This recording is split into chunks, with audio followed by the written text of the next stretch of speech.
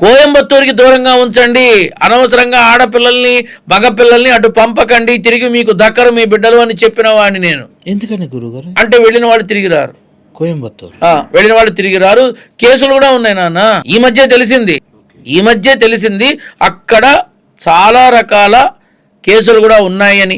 ఎందుకు అదేదో అంటారుగా, గూగుల్లో దీనిలో కొడితే నీకు మొత్తం తెలిసిపోతుంది.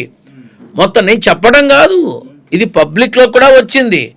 తల్లిదండ్రులు వాళ్ళ పిల్లల కోసం పోలీస్ స్టేషన్ల చుట్టూ తిరిగి అలసిపోయి వదులుకున్న వాళ్ళు కూడా ఉన్నారట. ధర్మస్థలి గురించి మాట్లాడుతున్నారు మీరు?